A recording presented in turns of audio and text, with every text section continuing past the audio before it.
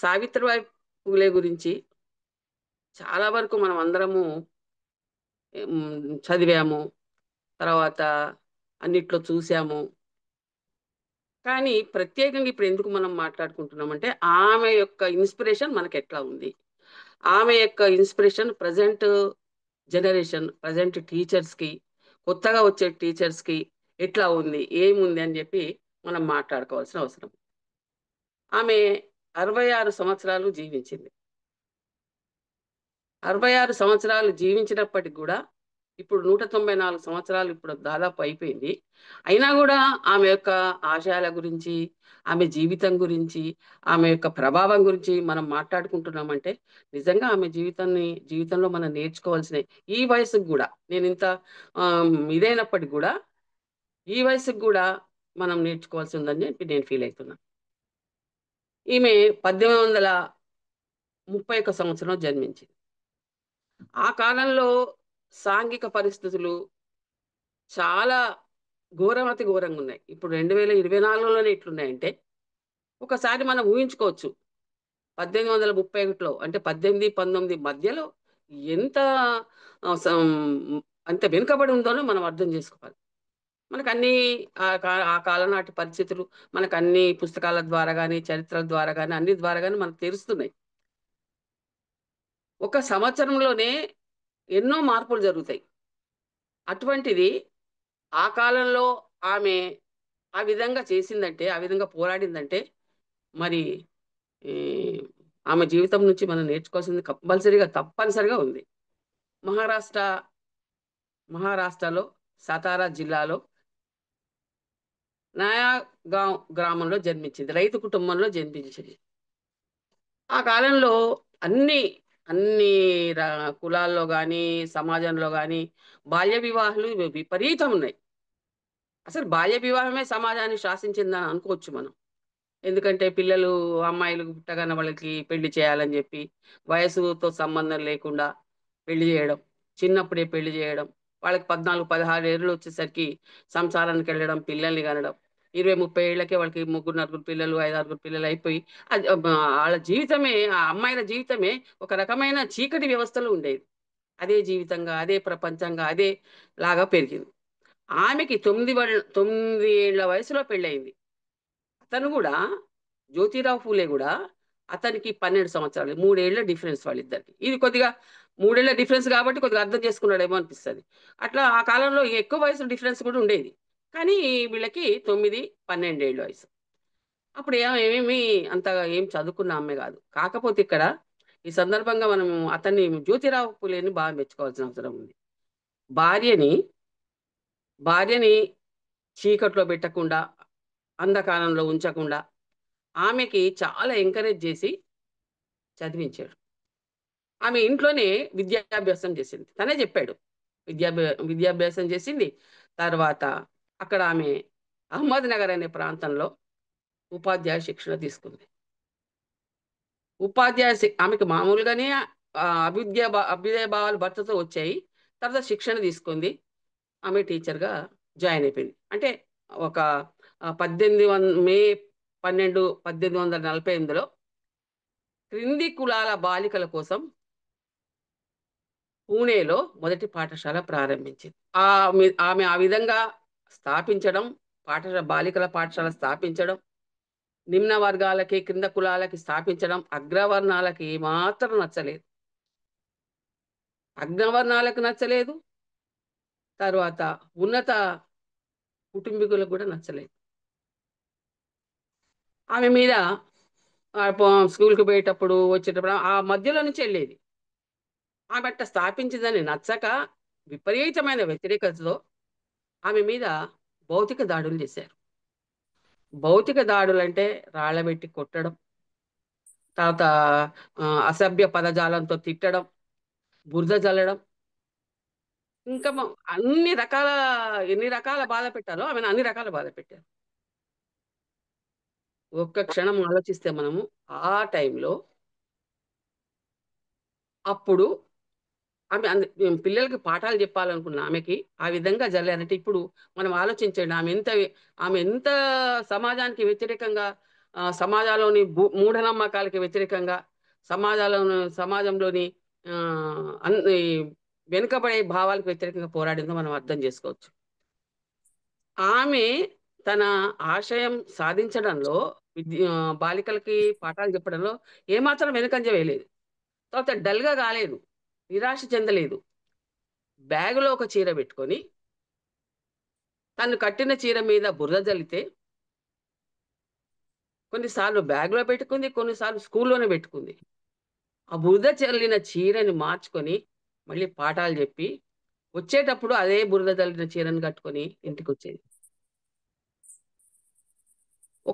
ఎంత ఓపికగా ఉన్నా గూడా, ఒకసారి చేసిన అసభ్య పదజాలానికి తననన్న మాటలకి ఒకసారి అతని చెంప గూడా పగలగొట్టిందట. ఇప్పటికి ఒక్కొక్కసారి అనిపిస్తది నాకు. ఆహ్, ఏమి మార్పు జరిగింది గానీ, కొన్ని సమస్యలు అట్లనే ఉన్నాయనిపిస్తది. గురుకుల పాఠశాలలు స్థాపించారు. అమ్మాయిలకు ప్రత్యేకంగా స్థాపించారు. మొన్న టీవీలో చూయించారు, యూట్యూబ్‌లో చూయించారు. గోడలు లేవు. గురుకుల పాఠశాల గర్ల్స్‌కి గోడలే లేవు. కాంపౌండ్ వాల్ లేదు. తర్వాత వాళ్ళకి బాత్రూమ్స్ లేవు. తర్వాత వాళ్ళకి పడుకోవడానికి స్థలం లేదు. ఇప్పటికి గూడా అటువంటి పరిస్థితులున్నాయంటే, ఆ క్షణంలో అప్పుడు మనం ఊహిస్తే ఆమె ఎంత పోరాటం చేసి ఉండొచ్చు. ఎంత తన ఆశయాల పట్ల ఎంత ఖచ్చితమైన నిర్ణయం ఉండిండొచ్చు. తన యొక్క తను చేసే పని మీద ఎంత నమ్మకం ఉండిండొచ్చు. అది మనము అది మనకి ఇన్‌స్పిరేషన్. అది ఆ విధంగా ఆమె పట్టుదలతో అవి నిర్వహించడము, అది చేయడమే మనం తీసుకోవాల్సిన ఆదర్శం. తర్వాత ఈమె స్కూల్స్ స్థాపించింది. చాలా స్కూల్స్. 4 సంవత్సరాల్లో 20 పాఠశాలలు స్థాపించింది. ఉచిత విద్య అందించింది. 20 పాఠశాలలో విద్యార్థులకు ఉచిత విద్య అందించింది. ఉచిత విద్య అంటే ఇప్పుడు గవర్నమెంటు ఉచిత విద్య అందించలేకపోతుంది అందరికి. తర్వాత గవర్నమెంట్ స్కూల్స్ అందుకే ఇది మన ప్రైవేట్ స్కూల్స్ అందుకే ఎక్కువొచ్చినాయి. ఉ ఉచిత విద్య అంటే ఏదో లిమిటెడ్ చేస్తున్నారు. మొత్తం లిమిటెడ్ స్కూల్స్ ఉన్నాయి. నడుస్తున్నాయి. కానీ మొత్తం అందరికీ ఉచిత విద్య అందించే పరిస్థితిలో గవర్నమెంట్ లేదు.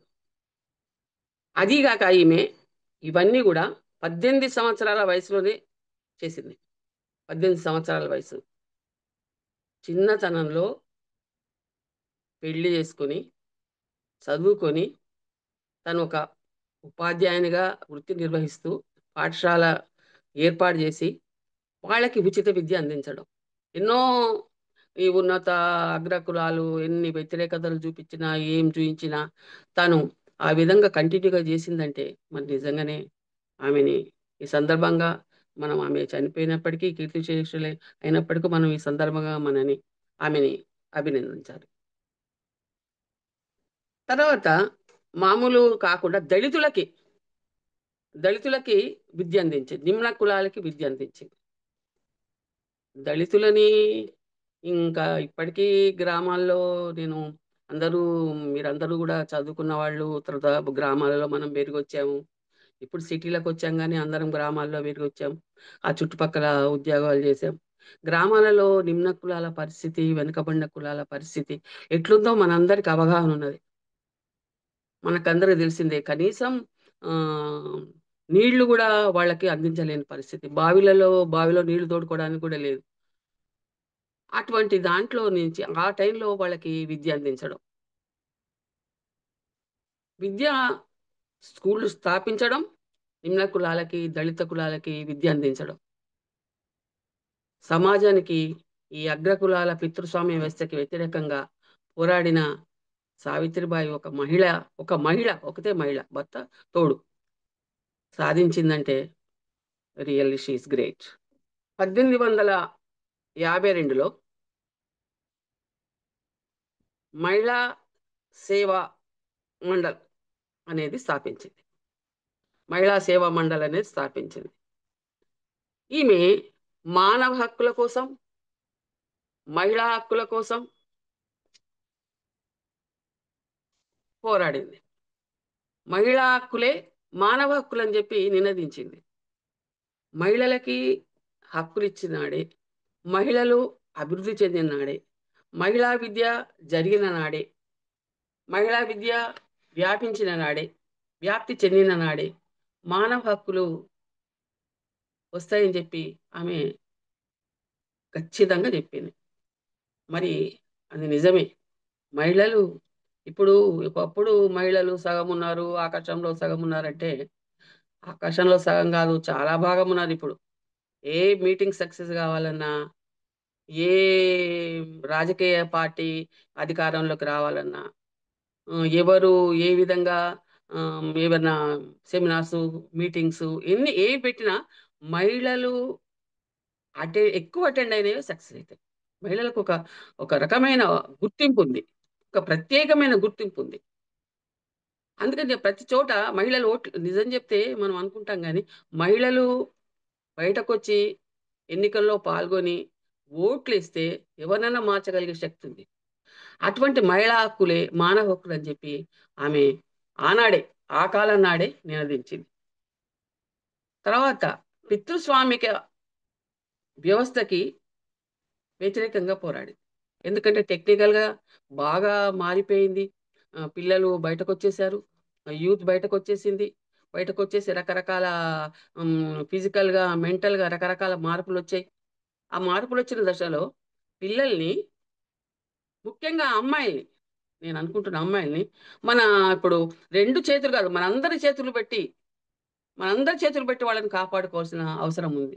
ఎందుకంటే రోజు మనకి ఆడపిల్లలకి, ఆడపిల్లలకి గాదు, మహిళలకసలు రక్షణ లేకుండా పోయింది. పిల్లలకి, పెద్దలకి, అమ్మాయిలకి రక్షణ లేకుండా పోయింది. అటువంటప్పుడు మన 2 చేతులు సరిపోవడం లేదు. మన ఇప్పుడు హ్యూమనిస్ట్ సొసైటీ, జన విజ్ఞాన వేదిక, మనం అభివృద్ధి చెందిన మహిళా సంఘాలు ఇవన్నీ ఉన్నాయి. కానీ ఈ ఈ మనందరి చేతులు ఇంకా సరిపోవడంలే. ఇంకా చేతులు ఇంకా మన చేతుల తర్వాత ఇంక మన రెండో లైన్ చేతులు, మూడో లైన్ చేతులు ఇట్లా రావాల్సిన అవసరం ఉందని అనుకుంటున్నాను. 1800 ఆహ్, 40, 45 మధ్యలో ఆమె స్కూల్స్ స్థాపించి, అమ్మాయిల కోసం స్కూల్స్ స్థాపించి, అది నిమ్న కులాల, దళితుల వాళ్ళ కోసం స్థాపించి, మరి ఆమె ఒక్క 2 చేతులు, 2 చేతులు 4 చేతులు. కాపోతే ఎవరైనా కొంతమందున్నారేమో. ఉందంటే ఐదుగురో, ఆరుగురో, 10 మంది. ఆ 4 చేతులతోనే ఆమె అంత అభ్యుదయము, అంత అభివృద్ధి సాధించిందంటే, మనం మనం ఇమాజిన్ చేసుకోలేము. ఇది ఇట్లుందని ఇమాజిన్ చేసుకోలేము. తర్వాత కుల వ్యవస్థ, లింగ వ్యవస్థ. ఈ లింగ వ్యవస్థ అంటే ఇప్పుడు చెప్పాను పితృస్వామిక అంటే. లింగ లింగ వ్యవస్థ అంటే స్త్రీ, పురుషులు, అమ్మాయి, అబ్బాయి.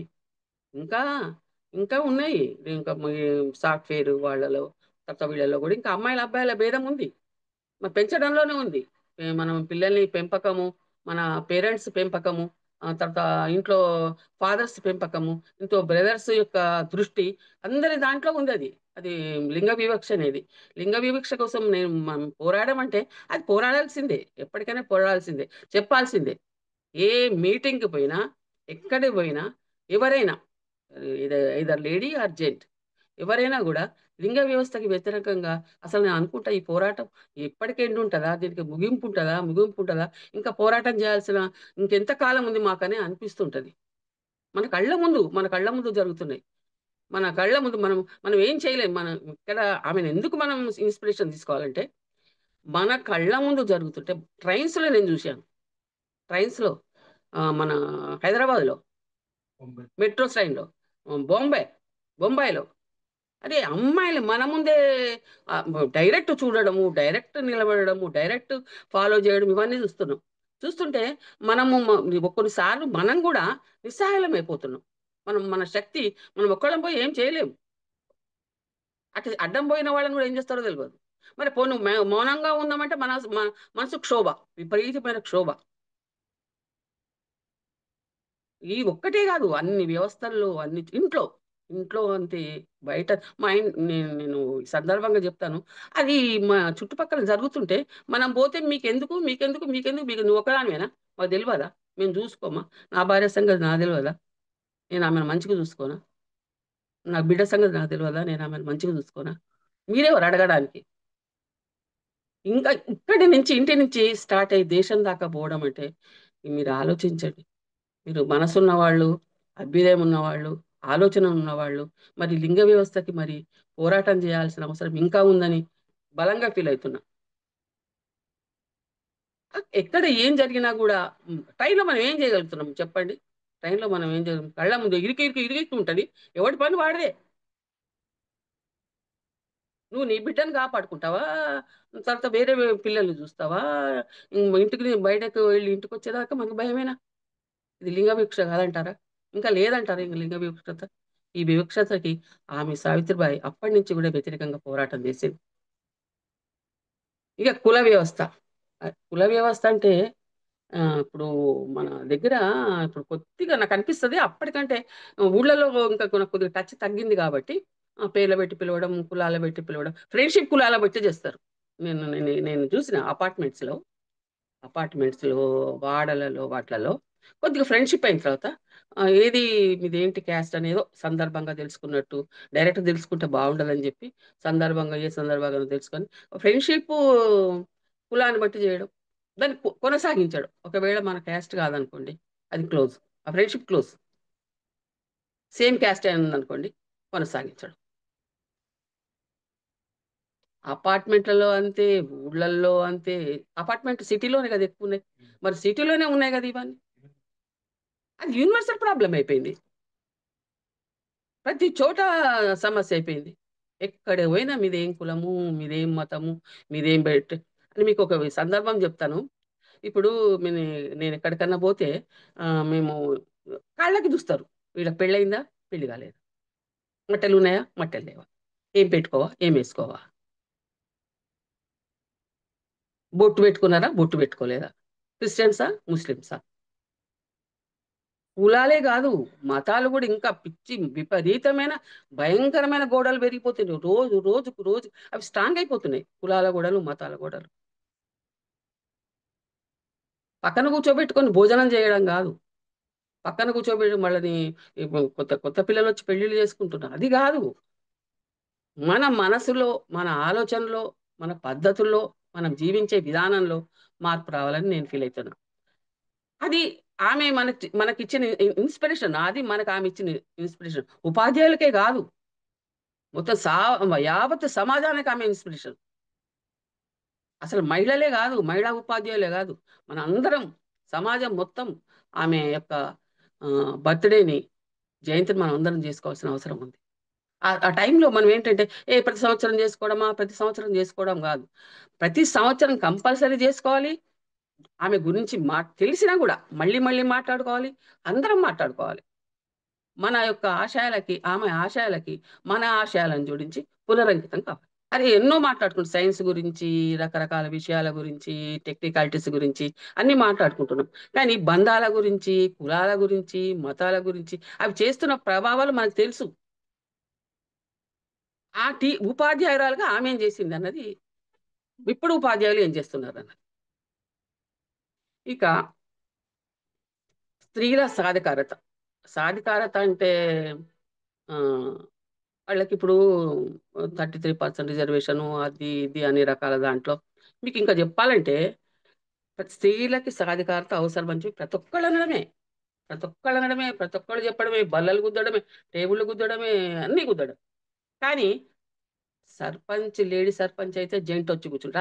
ఆమె ఎట్లా తయారైతదంటే, "నువ్వు పోయి చూసుకో గదా! నేనొచ్చేదేముందని." సార్ నడగ వాడొచ్చి సర్పంచొచ్చి ఇంటికి ఊరుబడొచ్చి, "సర్పంచీ మేడమ్ ఉందా?" అనరు. సర్పంచ్‌ని అడుగుతాడు, "మీ సారున్నాడా?" మన మీటింగ్‌లలో ఏ మీటింగ్‌లలోనా లేడీస్ ఉంటే 99% పోనీ 99 అంటే ఎక్కువనుకోండి. 95% లైన్‌లో కూర్చోబెడతారు గదా! ఆ లైన్‌లో కూర్చోబెట్టిన తర్వాత లేడీస్ చివరికొస్తారు. మెల్లమెల్లగా జెంట్స్ అంతా అయిన తర్వాత మూలకైతరు. అందులో మీటింగ్‌లలో గూడా చాలా మీటింగ్‌లలో వాళ్ళు పక్క ఉండరు. ఎవరో మెయిన్ కలెక్టరో, ముఖ్యమైన వాళ్ళు, అధ్యక్షులో వాళ్ళో వీళ్ళో ఉంటే అక్కడ కూర్చోబెడతారు గానీ, మీటింగ్‌లలో గూడా స్త్రీలు వెనుకబడే ఉంటారు. వెనుకబడే ఉంటారు. వీళ్ళకి అదే కరెక్ట్ అనుకుంటారు. ఆ చైతన్యం వీళ్ళకుండదు. ఆ చైతన్యం చెయ్యరు. చైతన్యం ఎవరు జేయాలి? చైతన్యవంతులైన లేడీస్ జేయాలి. చైతన్యవంతులైన జెంట్స్ చేయాలి. స్త్రీ పురుషులు ఇద్దరు చేయాలి వాళ్ళని చైతన్యం. అట్లా చేయాలంటే ఏం చేయాలా? మన లాంటి సంస్థలు ఎక్కువ స్థాపించాలి. తర్వాత మనం నేను ఫీల్ అయితున్నదంటే ముఖ్యంగా జనంలోకి వెళ్ళాలి మనం.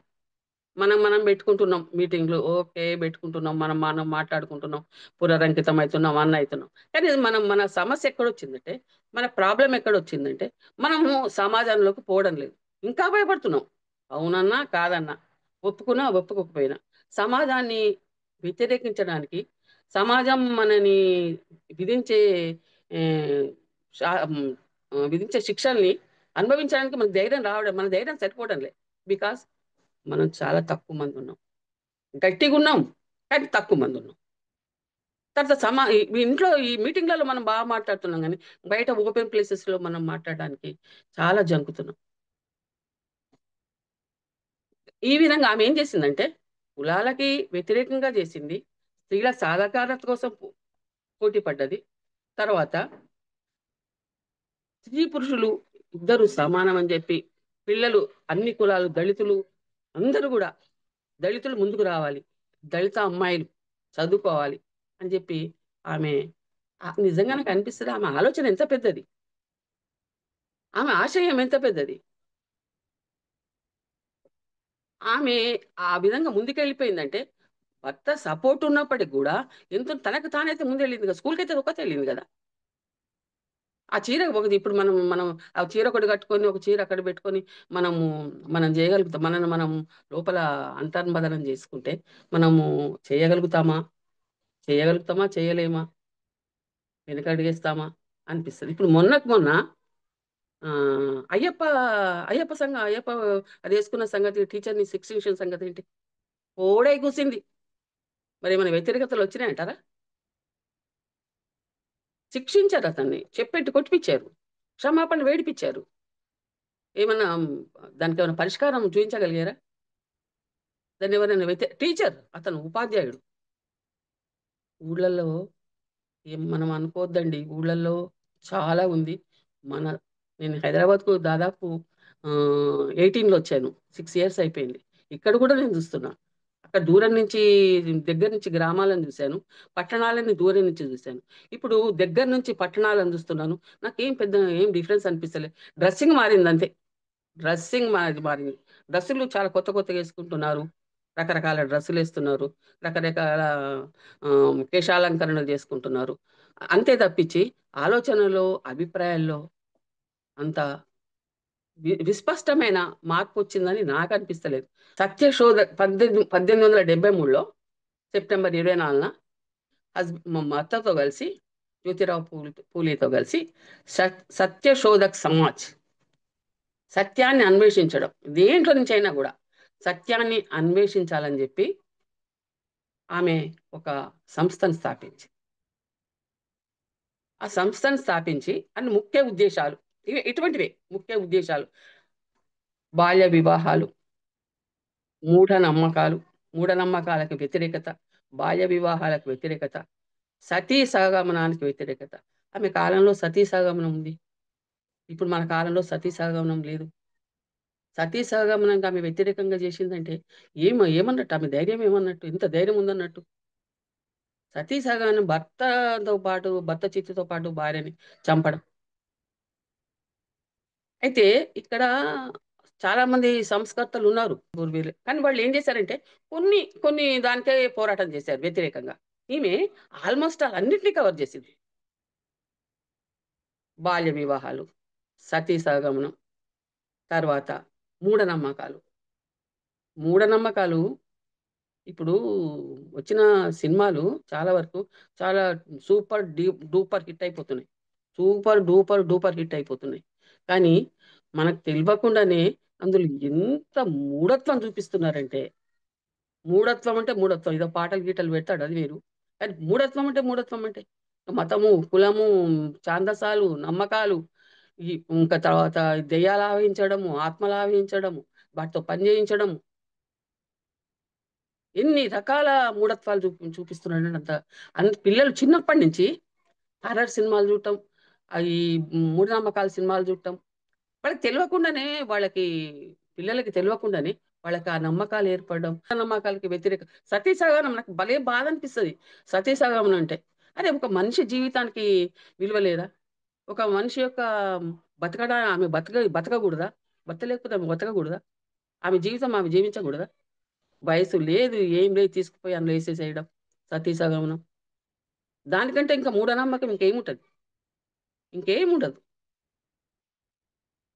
అటువంటి వాటికి వ్యతిరేకంగా ఆమె సత్యశోధక సంస్థను స్థాపించి భర్తతో పాటు విపరీతం పోరాటం చేసి తన తనువు, మనసు, ఆలోచన అన్నిటికి దానికే అంకితం. ఆ శక్తినంతటిని దానికే అంకితం చేసింది. నేను వితంతు వ్యవస్థ గురించి మీతో ఒక 2 నిమిషాలు పంచుకోవాలనుకుంటున్నా. వితంతువులు ఇప్పుడు ఇట్లుంది. ఇప్పుడు గూడా చాలా వితంతువుల పట్ల పొద్దున్నే నేను మా అపార్ట్‌మెంట్‌లో చూసా. కళ్ళారా చూసాను. ఏంటంటే వాళ్ళు బయటకొచ్చినప్పుడు వీళ్ళు బయటకు రారు. వాళ్ళెళ్ళిపోయిన తర్వాత ఎళ్తారు. వీళ్ళు గూడా సైకలాజికల్ వీళ్ళు బయటకు రారు. వాళ్ళు ఆఫీసులకు పోతారు, వాళ్ళు స్కూళ్ళకి పోతారు, అటు ఇట్లా పోతారని చెప్పి వాళ్ళకి తెలవకుండానే వితంతువులు బయటకు రారు. వాళ్ళు వితంతువులుగా లాగా ఉంటలేరు. ఇప్పుడు బొట్టు పెట్టుకుంటున్నారు, అన్నీ చేస్తున్నారు. కానీ రారు. ఫిజికల్‌గా బొట్టు పెట్టుకోవడం అవి మారినాయి. కానీ వాళ్ళు పూలు పెట్టుకోరు. జ్ఞాపకం పెట్టుకోండి. పూలు పెట్టుకోరు, వాళ్ళు బయటకు రారు, ఎవరికి ఎదురు రారు. అందరూ ఎళ్ళిపోయిన తర్వాత వాళ్ళొచ్చి పనులు చేసుకుంటారు. వితంతువుల్ని ఇప్పుడు వితంతు వివాహాలు అయితున్నాయి. తక్కువ. చాలా తక్కువ. వితంతు వివాహాలు అవ్వడం చాలా తక్కువ. మన చుట్టుపక్కల గమనిస్తే మామూలు వివాహాలు, వితంతు వివాహాలకు డిఫరెన్స్ మనకు తెలుస్తది. మనం అందరం గూడా ఆహ్, మన ఇందులో పనిచేసే సంస్థలు మనకొక జ్ఞానదంతం ఉంది మనందరికీ. ఒక రకమైన పెద్ద విశాలమైన దృక్పథం ఉంది మనకి. మన ఆలోచన చాలా పెద్దగుంది. మనందరం గూడా డక్కా ముక్కలు తిన్నవాళ్ళం, కింద పడ్డవాళ్ళం, మీద పడ్డవాళ్ళం. అన్ని రకాల కష్ట నష్టాలని, అన్ని రకాల ప్రభావాలను ఎదుర్కొన్నవాళ్ళం. ప్రతి ఒక్కరు నాట్ ఓన్లీ నేను మై సెల్ఫ్ అంటలేను. అందరం అట్లా ఎదుర్కొన్నవాళ్ళం.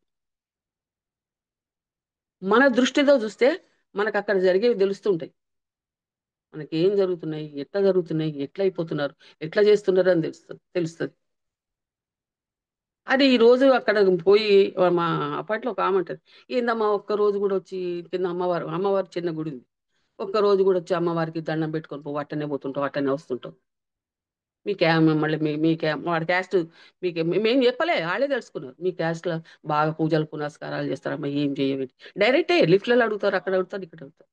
మన జీవన విధానం వాళ్ళకొక విచిత్రం. ఒకొక వింత.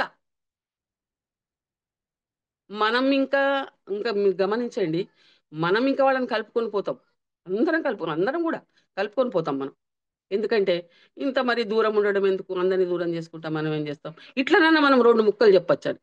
మన అభిప్రాయాలు, మన భావాలు, మన ఆశయాలు, మన పద్ధతులు వాళ్ళకి 2 ముక్కలు చెప్తే చెప్పంగానన్నా వాళ్ళు మారతారేమో అని. కాపోతే వీళ్ళు చాలా మంచోళ్ళు. వీళ్ళందరికి సహాయం జేస్తారు. వీళ్ళు ఎవరికి ఏ కష్టంలో ఉన్నా ఆదుకుంటారు. తర్వాత హార్దికంగా అన్ని విధాలా సహాయం జేస్తారు అని మనము వాళ్ళ మనసులో నచ్చుతాం. కానీ డైరెక్ట్ అనడానికి వాళ్ళకి భయం. ఒకటికి 4, 10 మంది వాళ్ళే ఉన్నారు గాబట్టి, మనం మనం ఎంత మంచి వాళ్ళమైనా గూడా, మనం మనల్ని దగ్గర తీసుకోవాలంటే వాళ్ళు భయపడతారు. ఇవి ఇంకా ఉన్నాయి. ఈ ఈ వితంతువు గురించి చెప్తున్నాను. వితంతువులకి అటువంటి పరిస్థితి ఉంది. ఆమె వివాహాలు చేసింది. వితంతు వి వివా వివా వితంతువుల దుస్థితికి ఆమె ఎదిరిగి పోరాడింది. వాళ్ళని దగ్గర తీసింది. కాన్పులు చేసింది చాలా మందికి. చాలా మందికి ఇట్లా వాళ్ళ పిల్లల్ని గూడా తను అనాథలు కాకుండా తన దగ్గర తీసుకొని ఒక ఆశ్రమాలు స్థాపించి వాళ్ళకి సేవ చేసింది. మనం నేను అనుకుంటా ఈ 2020 సంవత్సరం నాకు బాలేగా అనిపించింది. అసమాన బ్రాహ్మణ వ్యవస్థకి ఇప్పటికండి నేను చెప్తున్నా బ్రాహ్మణాధిక్య వ్యవస్థ ఇంకా ఉంది. ఇంకా ఉంది. ఇప్పుడు బ్రాహ్మిన్స్ పోతే వాళ్ళకి అన్‌ఎక్స్‌పెక్టెడ్‌గా కాళ్ళు మొక్కుతారు. మన శరీరము, మైండు ఏం పని చేయదు. ఆ పూజారులకి, వాళ్ళకి, వీళ్ళకి. మనకు తెలియకుండానే ప్రజలు తెలియకుండానే వాళ్ళకి పాదాభివందనం చేస్తారు. వాళ్ళేదో చేస్తారని. కొత్త పూజలు పుట్టిస్తున్నారు. కొత్త పద్ధతులు పుట్టిస్తున్నారు. మునుపు లేనివి, అంత క్రితం లేనివి కొత్తవొచ్చినాయి ఇప్పుడు. అరే! ఇల్లు కూల్చి సగం చేస్తున్నారు ఇల్లుని. వాస్తు అని జెప్పి. ఇది బాలేదు. అదొక్కటేనా? వాళ్ళు చెయ్యనిది ఎన్ని రకాల వస్తువులు రాదు పూజకి. ఏదో పసుపు, కుంకుమేసి, ఇట్లా అక్షంతలేసి, ఏదో దండం పెట్టి దేవుడికి అది ఓకే. అంతవరకు ఓకే. కానీ ఎన్ని రకాల వస్తువులు? 66 రకాల వస్తువులు తీసుకురావాలి. ఏదొక్కటి తీసుకురాకపోయినా పెద్ద ప్రాబ్లమ్. ఇది ఇక్కడ అట్లయిపోయింది, అందుకే అయింది అట్లా, అందుకే అయింది అట్లా, అందుకే సైకలాజికల్ వీక్. అందుకే అయింది అట్లా. మీరది అన్నారు గాబట్టే అట్లయింది. బ్రాహ్మణ వ్యవస్థ, ఇంకా బ్రాహ్మణ ఆధిక్యం ఇప్పటికి ఉంది. బ్రాహ్మణ కుల ఆధిక్యం ఇప్పటికి ఉంది. వాళ్ళు చెప్పిందే మనం వినే వేదం, అదే సారం, అదే జీవం అన్నట్టు ప్ర హ్మ్. ప్రవర్తిస్తున్నారు. ఇప్పుడు గూడా ఇంకా వాళ్ళని మనం నిమ్న కులాలని నిజంగా చెప్తే, మనం వాస్తవంగా చెప్తే, ఆ దళితులని, నిమ్న కులాలని వాళ్ళని, అరే వాచ్‌మన్‌లతో సరిగ్గా మాట్లాడం మనం. ఆళ్ళు కూర్చోమంటే కూర్చోరు. మనం మన పక్కన కూర్చోమంటే గూడా వాళ్ళు అరికిసి కూర్చోరు. వాళ్ళకట్లా అలవాటయిపోయింది. మనం ఎవరో పిచ్చోళ్ళనుకుంటారు. వీళ్ళు పిచ్చోళ్ళు ఉన్నట్టున్నారు. బ్రాహ్మణ వ్యవస్థకి ఇంకా ఈనాడుంది. ఆనాడు సావిత్రి బాయి పులే ఉన్నప్పుడు అది ఇంకెట్లుంటదో ఆలోచించండి. ఇవన్నీ అవే. ఏంటంటే సతీ సహగమనం, బాల్య వివాహం, మూఢనమ్మకాలు, సతీ సహగమనం, బ్రాహ్మణ వ్యవస్థకి వ్యతిరేకత, అగ్ర కులాల ఆధిపత్యం. అగ్ర కులాల దానితో కనెక్షనే ఇది. అగ్రకుల ఒక రెడ్డిస్ ఒక రకంగా, అమ్మాస్ ఒక రకంగా, వెలమాస్ ఒక రకంగా, బ్రాహ్మిన్స్ ఒక రకంగా, వైశ్యాస్ ఒక రకంగా ఆధిపత్యం అయితే ఉంది. అగ్ర కులాల ఆధిపత్యం అయితే ఉంది. ఒకవేళ మా ఈ నిమ్న కులాలని వాళ్ళని చేసుకున్నా గూడా, లవ్ మ్యారేజ్ చేసుకున్నా గూడా అడ్జస్ట్ అవ్వడం కష్టం. అక్కడోళ్ళు ఇక్కడ, ఇక్కడోళ్ళు అక్కడ. నాకనిపిస్తది ఒక్కోసారి వాళ్ళిద్దరు పోయి వీళ్ళతో ఉండకుండా, వాళ్ళతో ఉండకుండా, వాళ్ళు పోయి వాళ్ళ జీవితం వాళ్ళు గడిపితే కొన్ని రోజులకి, ఒక 5, 6 సంవత్సరాలకి, 10 సంవత్సరాలకి అండర్‌స్టాండింగ్ పెరిగి, పిల్లలు పెరిగి, అప్పుడు వాళ్ళు మన సమాజంలో కలిసిపోయి జీవనం చేస్తారేమో అని అనిపిస్తది నాకు. వీళ్ళతో ఉన్న ప్రాబ్లమే వాళ్ళతో ఉన్న ప్రాబ్లమ్. వీళ్ళ కొన్ని రూల్స్, వాళ్ళ కొన్ని రూల్స్. సేమ్ కులం వాళ్ళు పెళ్లి చేసుకుంటేనే రకరకాల సమస్యలున్నాయి. ఇంకా నిమ్న కులాలు, అగ్ర కులాలు, మతాలు వేరైతే పెళ్లి చేసుకున్నట్టయితే వాళ్ళు జీవన విధానం మామూలుగా జీవించలేరుగా వాళ్ళు. వాళ్ళు ఆ సమస్య ఉన్న సమస్యలతో పాటు ఇవి కొత్త రకం సమస్యలు.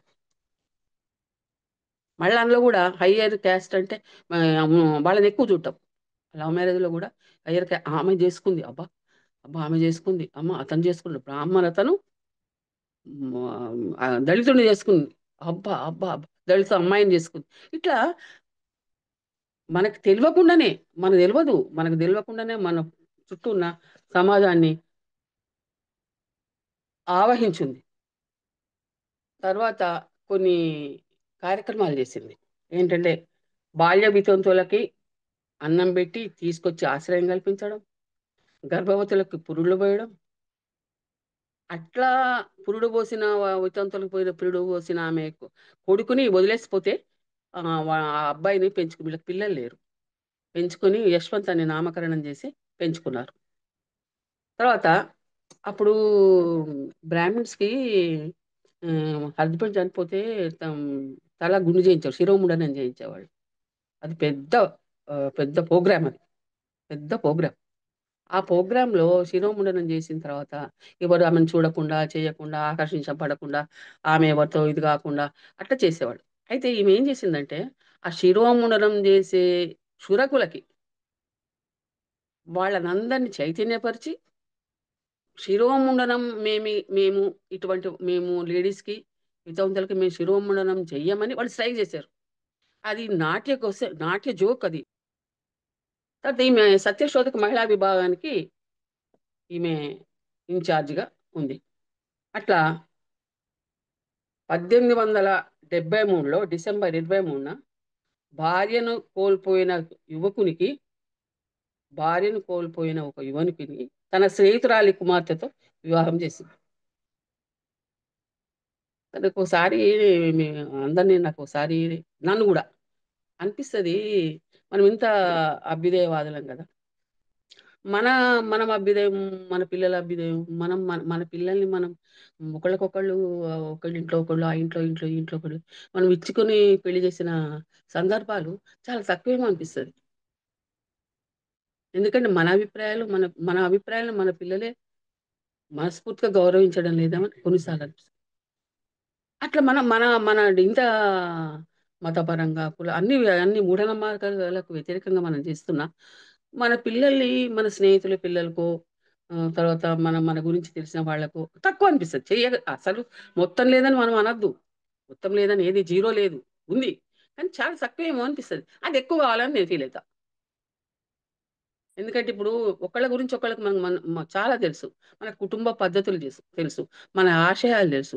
మన జీవన విధానం తెలుసు. ఒకవేళ ఇట్లనే చేసుకుంటే ఆళ్ళు పిల్లలు హ్యాపీగుంటారేమో! మనం గూడా మనకు గూడా మన పిల్లల గురించి సెకండ్ థాట్ ఉండదు. ఆళ్ళు మంచిగా వాళ్ళ మామగారింట్లో తండ్రిలాగా చూసుకుంటాడు, తల్లిలాగా చూసుకుంటారు. అందరూ బాగా చూసుకుంటారు. నా బిడ్డకేం కష్టం కాదని చెప్పి వీళ్ళు, నా కొడుకేం కష్టం కాదు అని చెప్పి ఆళ్ళు అట్లా ఉంటదేమో అనిపిస్తుంటది నాకు. తర్వాత 1868 నుండి ఈ తను అంటరానితనానికి వ్యతిరేకంగా డైరెక్ట్ పోరాటం చేసింది. అంటరానితనానికి వ్యతిరేకంగా. తర్వాత ఇప్పుడు మన దీంట్లో ఇల్లు అపార్ట్మెంట్లలో, రూమ్‌లలో, వీటిలలో తర్వాత కిరాయి ఇచ్చేటప్పుడు గూడా ఇండివిడ్యువల్ హౌసెస్‌లో కిరాయి ఇచ్చేటప్పుడు గూడా మనం ఆలోచిస్తున్నాం. వీళ్ళు స్టూడెంట్సా? వీళ్ళు పెళ్ళైన వాళ్ళా? వీళ్ళు పెళ్లి కాని వాళ్ళా? వీళ్ళు తర్వాత వీళ్ళేం క్యాస్టు? మనకు తెలవదు. అది డైరెక్ట్ ఫేస్ ప్యానెల్‌లో ఉండదు. అంతర్గత ప్యానెల్‌లో ఉంటది. వీళ్ళేంటి? ఏం సంగతి? అని ఆలోచించి మనం ఇల్లు కిరాయిలకి ఇవ్వడం, లేకపోతే మనం వెళ్ళడం, మనం ఉండడం ఇవన్నీ కూడా జరుగుతాయి. మనమంటే మన స మన మన 10 మంది, 20 మంది అంటలేను. మిగతా సమాజంలో అటువంటి పరిస్థితులు. దానికి ఆమె వ్యతిరేకంగా పోరాడింది. 1850, 68 అంటే ఆమె 30 ఏళ్ళకి, 38 ఏళ్ళకి. 31లో పుడితే 68లో అది సంస్థ స్థాపించి పోరాటం చేసింది డైరెక్ట్. తర్వాత ఇక 1870లో ఒకసారి, 1896లో మరోసారి బాగా కరువు, తీవ్ర దుర్భిక్షం, తర్వాత ఆహ్, త కరువు బాగా ఏర్పడ్డాయి మహారాష్ట్రలో. అప్పుడు ఈమె 2000 మంది 2000 మంది అనాథ బాలల్ని పునర్జేర్చుకుంది. వాళ్ళకి మధ్యాహ్న భోజనం పెట్టి మనం స్కూళ్ళల్లో మధ్యాహ్న భోజనం మధ్యాహ్న భోజనం మనకెప్పుడొచ్చింది? దాదాపు ఒక హ్మ్. ఓ 7, 8 ఏళ్ళు పోనీ 10 ఏళ్ళు అనుకోండి. మధ్యాహ్న భోజనం వచ్చింది. ఆమె అప్పుడే మధ్యాహ్న భోజనం పెట్టింది. కరువు కాలంలో. స్కూల్‌లో పిల్లలందరికి మధ్యాహ్న భోజనం పెట్టింది. అంటే ఎంత ముందు దృష్టి అంటారు ఆమెకి? భవిష్యత్తు మీద ఎంత ముందు దృష్టి ఉందంటారు. దాదాపు 185 సంవత్సరాల ముందు దృష్టి ఆమెకి. మధ్యాహ్న భోజనం పిల్లలందరికి పెట్టిచ్చింది. కరువు ప్రాంతంలో ఉన్న కుటుంబంలో ఉన్న పిల్లల్ని తీసుకొచ్చి, అనాథ బాలలను దగ్గర తీసుకొచ్చి, వాళ్ళకి మధ్యాహ్న భోజనం స్టార్ట్ చేసింది. ఆశ్రయం కల్పించడం, స్టార్ట్ చేయడం. ఏం దొరకదు. అసలు పంటలు పండవు. ఏం దొరకదు. నీళ్లుండవు. ఏముండవు. పిల్లలుంటారు. వాళ్ళకి ఆకలుంటది. మన దగ్గర ఏమి ఉండదు తినిపించడం అంటే. ప్రేముంటది అంతే. ప్రేమతో కడుపు నిండదు గదా! అందుకని చెప్పి వాళ్ళకి తినిపించాల్సిన పరిస్థితి ఉంటది. ఆ టైంలో ఈమె నిధులు కలెక్షన్ చేసిందట. గోనె అది పట్టుకొని, జోలె పట్టుకొని అన్ని ఇళ్ళు తిరిగిందట. ఒకళ్ళో ఇద్దరు ఉండిండొచ్చు ఆమె తోడు ఎంబట. మన తోడు లేరని గూడా అనుకోవద్దులెండి. కానీ ఆమె తిరిగి నిధులు సేకరించి అందరికి భోజనాలు చేయడము, అందరిని దగ్గర తీయడము. వాళ్ళు అందరూ ఎక్కడెక్కడికో వెళ్ళిపోయారు. ప్లేగు వ్యాధి కూడా సోకిందప్పుడు ఆ టైంలో. ప్లేగు వ్యాధి సోకితే ఎప్పుడంటే ఇది ఆహ్, ప్లేగు ఆమె చనిపోయే కంటే ముందు. ప్లేగు వ్యాధి అంటే ఇప్పుడు చూడండి సార్ మనకింక నేనేం జెప్పాలి. మనకు కరోనా ఏర్పడ్డప్పుడేంటి మనిషి శత్రువు. మనిషికి మనిషి శత్రువు. ఒకళ్ళందు వ ఎంత ప్రేమ, ఆప్యాయత, భార్య, భర్త, తల్లి, బిడ్డ, మన పక్కింటోడు, మన ఎదురింటోడు నో క్వెషన్ ఆఫ్ కన్సెషన్. వాళ్ళు చనిపోతే గాని, వాళ్ళకేమన్నా అయితే గాని, వాళ్ళకేమన్నా ఇద్దామన్నా గాని, ఆ ప్రశ్నే లేదు గదా! కరోనా. ఇప్పుడు 2021లో ఆ టైంలో కలరా లాంటి వ్యాధులొస్తే, మశూచికం లాంటి వ్యాధులొస్తే ఊళ్ళే స్మాష్. ఊళ్ళే కొట్టుకుపోవడం. అందరూ అడవులకెళ్ళిపోయారంట. ఈమె ఉండి లాంటి వాళ్ళతో కొద్దిగా ప్లేగు వ్యాధిగ్రస్తులకి సేవ జేసి, వాళ్ళకన్నీ అందించి, ఆ టైంలో ఆమె అందరికీ చేసిందంటే ఈ కరోనా టైంలో అట్లే పరిస్థితి ఉంటే అప్పుడు కరువు 2 సార్లు కరువొచ్చిందట మహారాష్ట్రలో. 2 సార్లు ఆమె ఇది తీసుకొని మన చొరవ తీసుకొని అందరికీ ఈ డబ్బు సేకరించి, తినే పదార్థాలు సేకరించి అందరికి ఇంటే ఈమెను చూసి అందరూ నేను అనుకుంటా అక్కడ వాళ్ళందరూ చాలా ఇన్‌స్పైర్ అయిపోయి ఉంటారు. ఆమె ఒక దేవతలాగా పూజించుంటారు. ఈమె ఎంత మన కోసం వచ్చిందా అన్న మన కోసమే ఈమె పుట్టిందేమో అన్నట్టు ఉంటారు. మరి నిజంగా ఆలోచన ఎంత గొప్పది, ఆచరణ ఎంత గొప్పది. ఆలోచన మనకు చాలా ఉన్నాయి. కానీ ఆచరణ కష్టమైతుంది. మనకంటే ఎక్కువ వేరే వాళ్ళు చాలా ఆలోచనలు చెప్తారు. అట్లుండాలా, ఇది ఇట్లుండాలా, అది ఉండాలి, ఇది ఉండాలా అని చెప్తారు. కానీ ఆచరణ మనం 0.5 చేసినా సరే, మనం పాయింట్ 1 చేసినా సరే, ఎంత కొద్దిగా చేసినా సరే ఆచరణ మనం ప్రయత్నం చేస్తున్నాం మనందరం. ఆచరణ కోసం ప్రయత్నం చేస్తున్నాం. ఏదో తనలాడుతున్నాం, ఏదో కష్టమో, నిష్ఠూరమో ఎదుర్కొంటున్నాం. కానీ పెద్ద మాటలు చెప్పి, ఆశయాలు చెప్పి, ఆచరణ లేనోళ్ళని వాళ్ళు ఎంతున్నా వేస్టే గదా! వాళ్ళకెంత డబ్బున్నా ఏం లాభం? ఎంత డబ్బుంటే ఏం లాభము? ఎంత జీతాలొస్తే ఏం లాభము? ఎంత ఇల్లు, వాకిలుంటే ఏం లాభం?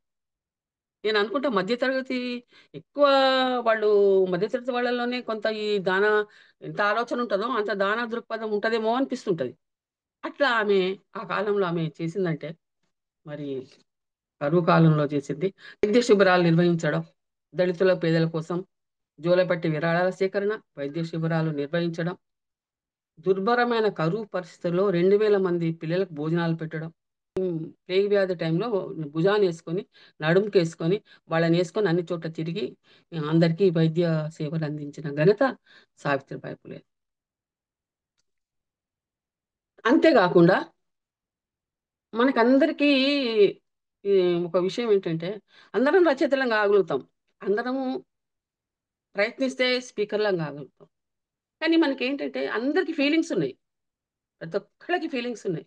ప్రతి ఒక్కళ్ళకి బాధుంది. ప్రతి ఒక్కళ్ళకి వేదనుంది, క్షోభుంది. కానీ ఏంటంటే మనకెక్కడంటే నాకు గూడా ఉంది. బద్ధకం. బద్ధకం అనేది మనల్ని తినేస్తుంది. అందరూ ఏదో ఒక విధంగా రాయగలిగితే, ఏదో ఒక విధంగా ఎట్లొస్తే అట్లా వ్యతిరేకించేటోళ్ళు లేరు, అపార్థం చేసుకునేటోళ్ళు లేరు. తర్వాత ఇదెందుకిట్లా రాసావు అనేవాళ్ళు లేరు. మనందరము అందరికీ ఆలోచనలున్నాయి. సావిత్రిబాయి సెల్ఫ్‌గా రచయిత్రి. ఎక్కడ బాధైతే ఉంటదో, సందర్భంగా నేను చెప్తున్నా. ఎక్కడ బాధైతే ఉంటదో, ఎక్కడ దుఃఖమైతుంటదో, ఎక్కడ అణిచివేతుంటదో, ఎక్కడ వేదనుంటదో, అక్కడ అక్కడ తప్పకుండా రచనొస్తది. అది కవిత్వం అంటారా? వ్యాసం అంటారా? కథ అంటారా? నవలంటారా? ఏదన్నా ఒకటి కంపల్సరీ ఒస్తది. ఆమె చాలా కవితలు రాసిందట. ఎక్కువ తొందరగా మనం కవిత కొద్దిగా వ్యాసం కొద్దిగా ఇబ్బంది పెడితే గాని, కవిత కొంత 10 లైన్‌లో, 15 లైన్‌లో, 20 లైన్‌లో మనం కవితలు రాసి ఆమె పుస్తకంగా ప్రకటించిందట. 1854లో తన కవితా సంపుటి 'కావ్య ఫులే' ప్రచురించిందట. మరో కవితా సంపుటి 'పావన్ కాశీ సుబోధ్ రత్నాకర్' ఇది 1891లో. తర్వాత ఆమె ఉపన్యాసాలిచ్చినవన్నీ గూడా వ్యాస సంపుటిలాగా 1892లో ప్రసిద్ధి. మనకి మంచిగా వాల్యుబుల్‌గా తర్వాత మ ఆహ్, ఎదుటి వాళ్ళని కించపరచకుండా, వాళ్ళని ఉత్తేజపూర్వకంగా ప్రాబ్లమ్ చెప్తూ, మనం సొల్యూషన్ ఇస్తూ, అట్లా రచనలు రాస్తే ఇప్పటికైనా గూడా మామూలు భాషలో ప్రజలు మెచ్చే భాష, ప్రజలకు దగ్గరయ్యే భాషలో మనం రాస్తే ఇప్పటికి గూడా ఇదే వాళ్ళున్నారు. అటు బ ఈ భర్త చనిపోయాడు. చనిపోయిన తర్వాత ఈమె చాలా, చాలా వేదనకు గురైపోయింది.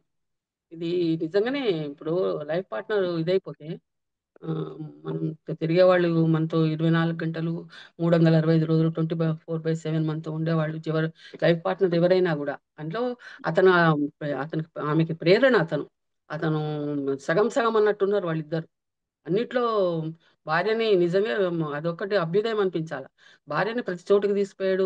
ఆమెకి ఎంకరేజ్ చేసాడు. ఆమెనంత స్థాయికి తీసుకొచ్చాడంటే అతను అతని యొక్క ఆశయం గూడా చాలా గొప్పది. అట్లా తర్వాత ఆమె భర్త చనిపోయిన తర్వాత ఆమె బాగా డల్ అయిపోయింది. డెవలప్ అయ్యి 1890లో అతను చనిపోతే 97లో ఈమె చనిపోయింది. 7 సంవత్సరాలు ఉంది. 7 సంవత్సరాలు ఇట్లా సేవ చేసుకుంటూ అందరికి ఇది చేసుకుంటూనే ఆమె తన జీవితాన్ని గడిపింది. గడిపి ప్లేగ్ వ్యాధి సోకి అందరికి సేవ చేస్తున్నట్టు చేసేస్తున్నప్పుడు ఆమె కూడా ప్లేగ్ వ్యాధి సోకింది. సోకి ఆమె మరణించింది. ఆమెని పెంచుకున్న అతను యశ్వంత్ అనే అబ్బాయే ఆమెకి అంత కేర్ చేశారు. అయితే ఇక్కడ ఒక సందర్భం భర్త చనిపోయినప్పుడు ఆమె బాధపడుతూనే ఒక కొత్త సంప్రదాయానికి ఆమె ఇది చేసింది. ఏంటంటే భర్త చితికి నిప్పు పెట్టింది. భర్త చితికి ఆమెనే నిప్పు పెట్టింది. అది చాలా కొత్త కొత్త యుగానికి నాంది. విప్లవానికి నాంది. అట్లా ఆమె ప్రతి క్షణం 9 ఏళ్ల నుంచి దాదాపు ఆమె మరణించేదాకా ఆమె జీవితమే ప్రతి ఒక్క ఆమె జీవితం పుస్తకంలో ప్రతి ఒక్క పుట, ప్రతి ఒక్క పేజీ, ప్రతి ఒక్క లైన్ ఆదర్శమే. ఇక ఉపాధ్యాయులకి నిజంగా చాలా ఆదర్శం. ఇప్పుడు ప్రజెంట్ ఉపాధ్యాయుల సంగతి నేను మీకు చెప్పాల్సిన అవసరం లేదు. ట్రాన్స్ఫర్లు, జీతాలు, డిఏలు అవి కావాలి. కానీ అదే లోకంగా ఉండడం అనేది చాలా మందికి అలవాటైపోయింది. విద్యార్థులకి ఇన్స్పిరేషన్‌గా ఉండవలసిన వాళ్ళు, విద్యార్థులు చూసి బాధపడే స్టేజ్‌కొచ్చారు. పిల్లలకి ఇప్పుడు మన ప్రభుత్వ పాఠశాలలో పిల్లలు మీరెంత చెప్పండి, ఏం జేయండి, ఏందన్నా వాళ్ళు వెనుకబడి ఉంటారు. ఈ ప్రైవేట్ స్కూల్ పిల్లల కంటే వెనుకబడే ఉంటారు. వీళ్ళు 24 గంటలు వీళ్ళది స్పూన్ ఫీడింగ్. మనదంతా స్పూన్ ఫీడింగ్ గాదు గదా!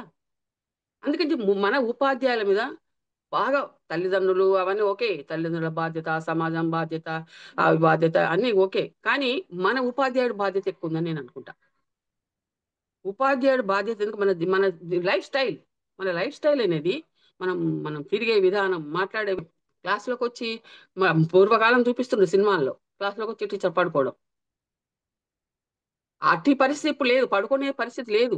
కానీ చెప్పడానికి మన దగ్గర మ్యాటర్ ఉండాలి. తర్వాత మ్యాటర్‌తో పాటు విషయం ఎంత చిన్నదైనా సమాజానికి కనెక్షన్ చేయగలగాలి. చిన్నగా మనకు వాళ్ళకి తెలవకుండా చిన్న ఏజ్ అనేది చాలా గొప్ప ఏజ్. ఆ చిన్నది ఇప్పుడు 5 ఏళ్ల వరకు ఒక రకము, 10 ఏళ్ల వరకు ఒక రకం. 10 ఏళ్ల ఏజ్ అనేది వాళ్ళకి తెలవకుండానే బీజాలు పడిపోతాయి. ప్రైమరీ స్కూల్ టీచర్ల యొక్క బాధ్యత చాలా ఉంది. ఆ తర్వాత హై స్కూల్. ఉపాధ్యాయులు ఇంకా నేననుకుంటా ఉపాధ్యాయులు ఇంకా రకరకాల బాధలు అవన్నీ మీకు తెలిసే ఏ విధంగా అమ్మాయిల్ని వేధించడము, జెంట్స్ ఉపాధ్యాయులు ఉంటే రకరకాల అసభ్య ప్రవర్తనలు అవన్నీ ఉన్నాయి. అవన్నిటిని పక్కకు జరిపేయాలి. అవన్నిటిని దూరం జేసుకోవాలి.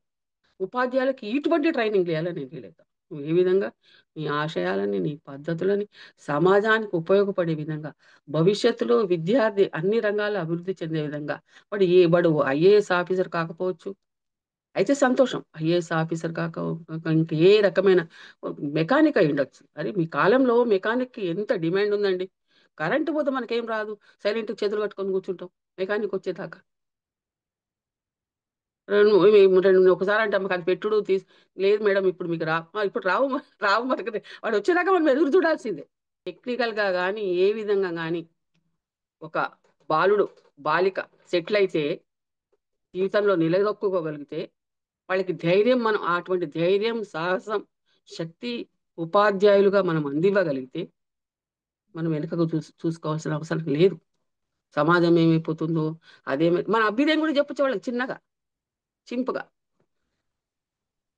వాళ్ళు సమాజాన్ని అర్థం చేసుకొని, వాళ్ళు అన్ని విధాలా అభివృద్ధి చెందిన పౌరులుగా ఉంటే, మన పని తగ్గుతదేమో! మనకు వాళ్ళు తోడుంటారేమో! ఉపాధ్యాయుల బాధ్యత చాలా ఉంది. అట్లా లేడీస్‌ది, జెంట్స్‌ది లేడీసు అమ్మలాగా వాళ్ళ ప్రాబ్లమ్‌ని అర్థం చేసుకోగలుగుతారు. మన పిల్లల్ని ఎంత జేసినా, ఎంత అల్లరి జేసినా, ఏం జేసినా నాన్న కన్నా అంటాం. వాడు 2 కోప్పడ్డా కూడా మన దగ్గర తీసుకుంటాం. వాడికి ఏది కావాలంటే అది వాళ్ళకేది కావాలంటే అది కొనిస్తాం. ఎంత కష్టమైనా మనం భరిస్తాం. ఉపాధ్యాయులుగా మన పిల్లల్ని మనం కాపాడుకోలేమా? చిన్న చిన్న విషయాలకి టెన్షన్. ప్రతి దానికి టెన్షన్. Home work టెన్షనే. ప్రతీది బ్యాగులు టెన్షన్. కొత్త బ్యాగ్ లేకపోతే టెన్షన్. మనం అన్న ప్రాంతానికి ఈరోజు మనం ఎక్కడికైనా తీసుకుపోతామంటే తీసుకపో తీసుకుపోకపోయామనుకోండి చుక్కలు చూపిస్తారు మనకి. ఎగ్జిబిషన్ లాంటికి ఇంకా వేటికన్నా పోదామంటే వాడు అడిగింది కొనియకపోతే చుక్కలే చూపిస్తాడు. అంటే మన యొక్క పరిస్థితిని వాళ్ళకి అడ్జస్ట్ చేయగలగాలి. ఉపాధ్యాయుని యొక్క ఆహ్, బాధ్యత చాలా ఉంది. మన చుట్టుపక్కల మన గ్రామంలో చాలా జరుగుతాయండి. గ్రామాలు పట్టుకొమ్మలు గాదు. అవి ఏదన్నా గూడా గొప్పనే. గ్రామాల్లో జరిగేవి, మనం పల్లెటూరులో జరిగేవి, మనం సిటీతో పోల్చుకోలేమసలు. రోడ్లుండవు, ఏముండవు. ఇప్పటికీ రోడ్లు లేని స్కూళ్ళున్నాయి. ఇప్పటికీ అది కాలువల మీద వేసుకొని పోతున్నారు. మరి ఉపాధ్యాయులు మనం నేనంటా కష్టమే. ఇప్పుడు ఆ ఊళ్ళకి పోవడం, చెప్పడం కష్టమే. మనం ఉండడం కష్టమే. అయినా గూడా మనం ఇష్టంగా తీసుకోవాలి. మన గొప్పదైంది, ఉన్నతమైంది, సమాజాన్ని తయారు చేయగలది. ఇది అంతర్గతంగా మనసులో నుండి చెప్తున్నా. అంత గొప్పైన వృత్తి ఏది లేదు. మనం దాన్ని ప్రేమించాలి అంతే. ఈ తల్లిదండ్రులుగా ఎప్పుడైతే భావిస్తామో, మనం స్కాలర్స్‌గా ఫీల్ కావద్దు. తల్లిదండ్రులను వాళ్ళ పిల్లల్ని మన తల్లిదండ్రుల్లాగా ఎప్పుడు ప్రేమిస్తామో, అప్పుడు వాళ్ళని మనం తయారు భవిష్యత్తులో బ్రహ్మాండమైన పౌరులుగా, ఆల్ ఇన్ డెవలప్‌మెంట్, అన్ని విధాల అభివృద్ధి చెందిన పౌరులుగా తయారు చేయగలుగుతాం. దాన్ని ఇప్పుడు ఉపాధ్యాయులు స్వీకరించాలి.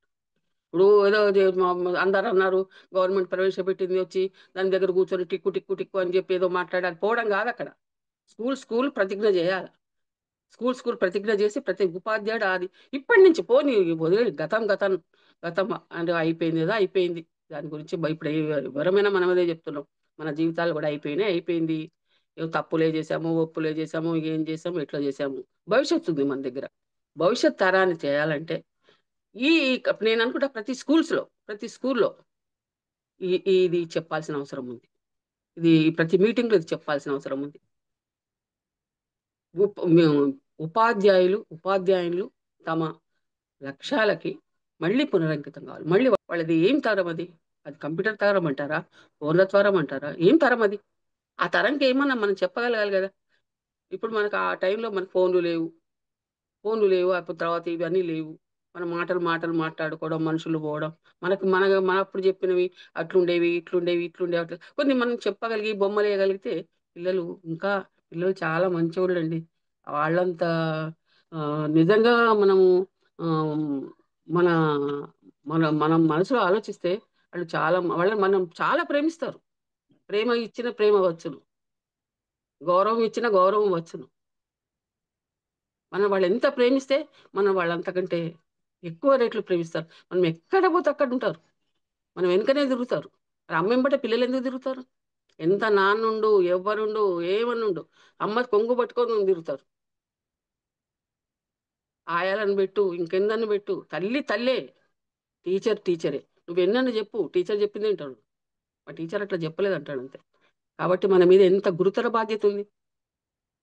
కాబట్టి ఉపాధ్యాయులు మనం గూడా ఎట్లనో ఇన్‌స్పిరేషన్ అయితున్నామో, ఉపాధ్యాయులు అంతకంటే ఎక్కువ ఇన్‌స్పిరేషన్ కావాల్సిన అవసరం ఉందని జెప్పి జనాల్లోకి వెళ్ళగలుగుతామని జెప్పి అనుకుంటున్నాను.